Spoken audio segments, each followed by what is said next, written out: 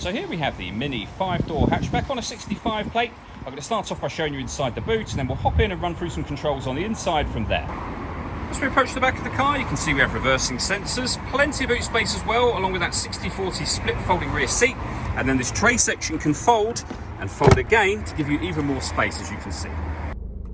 Okay, now that we're inside the car, we're going to start with the dials. On the left-hand side, we have the rev counter, we have the speedometer in the middle, and over on the right-hand side, the fuel gauge.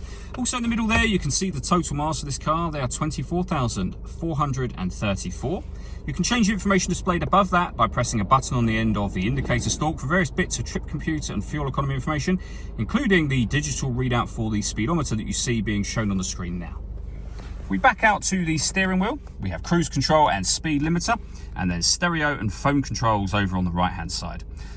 To use the phone controls, you need to pair the phone up to the car, and that is done over on the central screen just here, under the telephone heading, and then from there you can go to Bluetooth devices and follow the instructions on the screen.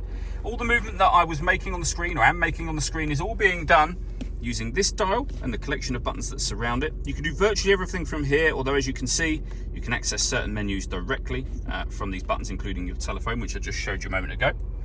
Music-wise, everything that you'll find is under either media or multimedia and radio. So radio, we have FM, AM and DAB. If you want to listen to your own music, you can do that under the multimedia heading, whereby you can listen to via USB, Bluetooth audio and auxiliary inputs as well. So loads of ways to listen to your music. We've also got satellite navigation in this car.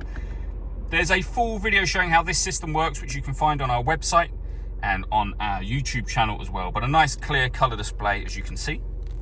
Below that, we have the dual zone climate control. So you can adjust the passenger temperature, the driver temperature. You can increase and decrease the fan speed. You can determine where you'd like the air to be distributed. The air conditioning is on at the minute, so that's off. Back on again, or you can press auto, which I turned off just a second ago. If you do so, the car will take control of the fan speed and the direction of the air to maintain those temperatures for you. For example, if I turn them all the way up because I want the temperature to be hot, the fan speed will gradually start to increase to meet that temperature. Press auto to override it at any time you wish to, and you can put it back on your own settings here.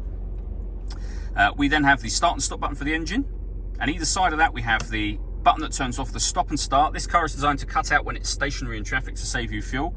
The system's off when that light shows. You can turn off the traction control as well. We have a 12-volt charging socket, auxiliary and USB inputs, and then the gear lever for the fully automatic gearbox. And lastly, this button, or hoop, just here, will enable you to put it into various different modes. So the main driving mode for this car is mid mode. We've also got sport mode though, and we've got green mode as well. All that leaves me to say is thank you for taking the time to watch this video. If you'd like to come and see the car in person and have a test drive, please feel free to call either of our MJA sites. We'd love to hear from you soon.